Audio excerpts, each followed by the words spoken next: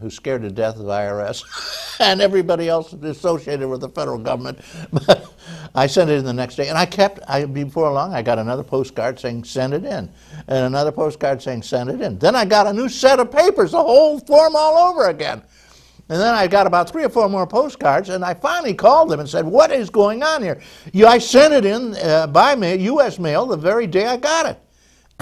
He says, don't worry about it. We send those out to everybody. We get 10% more response if we just send them out. So ignore them. Our government in action. The geezer, Mort Flexer, shoots from the hip. Mort, good morning. Good morning, Reed. Good morning, Jim, and good morning, ladies and gentlemen.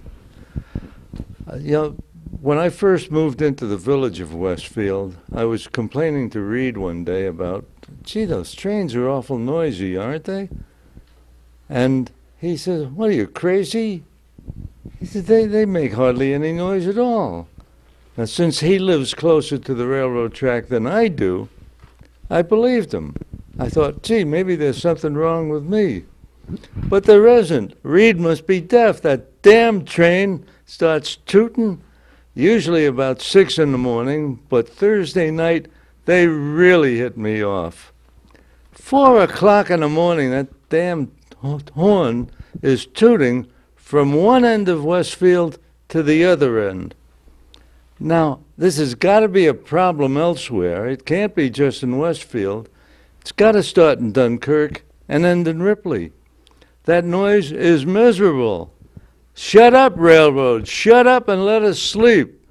Reed, thank you. Okay, I would like to correct the record. I didn't say that they don't make any noise. I said it's a beautiful, romantic sound, the distant tooting of a train. It's music to most people's ears. You're sick. All right, and also I would like to mention the fact that Dunkirk doesn't have a problem with it. They shut it down. They're not allowed to toot. There's a big sign saying there'll be no warning whistle from such and such and such and such during the night. And if you don't believe me, check the tracks on Route 60. Going down to Dunkirk, and at the tracks there's a little sign. There will be no signal. And they do that to protect drivers, because there's so many stupid drivers, they'll go right in front of a train. And it happens every single day all over the United States. I don't know how many people have been killed right up here in Chautauqua County by trains. All right, whatever, that's a romantic view. What do you think, Fred? Well, I think you forgot to tell the people to have a happy Easter. Well, happy Easter, everybody. And I hope you had a good Friday. We had a good Friday. and a nice Maundy Thursday. And, my mother always planted sweet peas on Good Friday. Did you plant your sweet peas? Oh, no, we always plant peas on St. Patty's Day. Really? Yeah. Well, that's earlier yet, isn't it? It is earlier yet, yeah.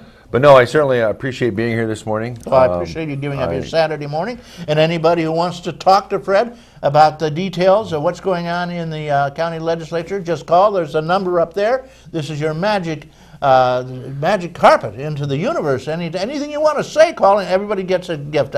If you send me a stamped envelope, I'll give you two $5 off. 2 $5 coupons over at the Lakeview restaurant, that beautiful restaurant at the foot of the hill. Largest salad bar I've ever seen. It's a good salad bar. Yeah, everything known to man for salads.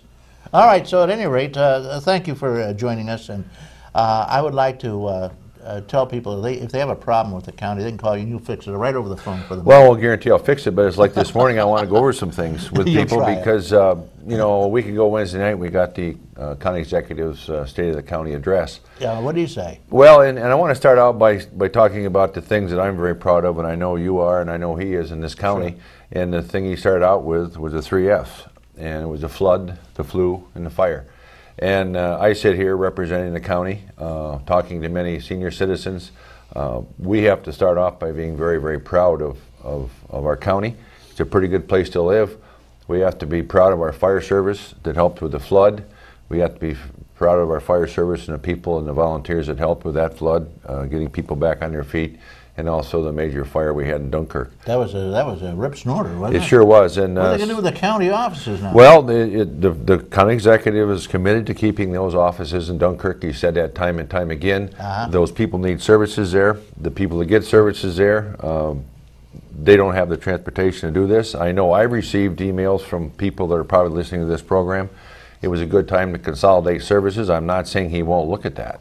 But you also have to look at the needs of those people in that community. Yes, so, it's sort of the ER of yes. of Yes. the county in that area, and there's a big need there. You know, a lot of the health care comes out of there. Exactly. So, you know, I will say to the person that's probably listening to this that sent me the email, we're looking at that, but we need to keep those services in Dunkirk.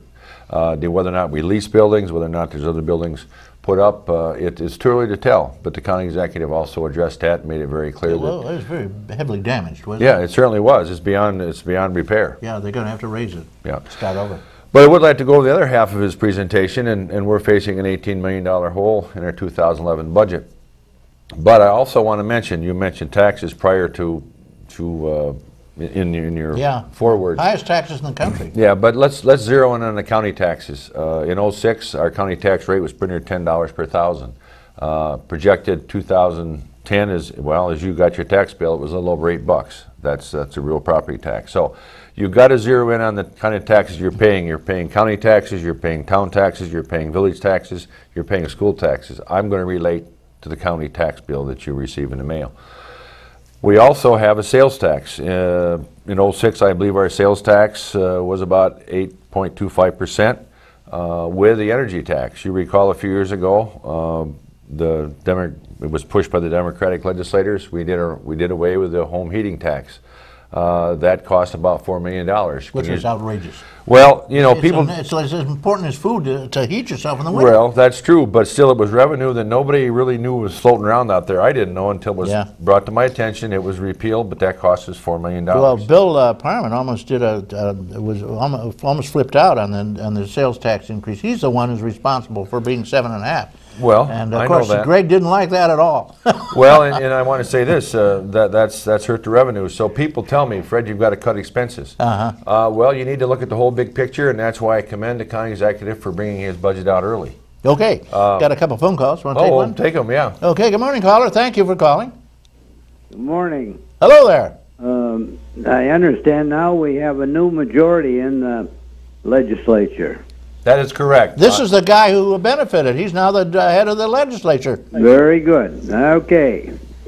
Now, it's been kicked around a lot, but do you think there's a possibility that we could shrink the body to fewer numbers?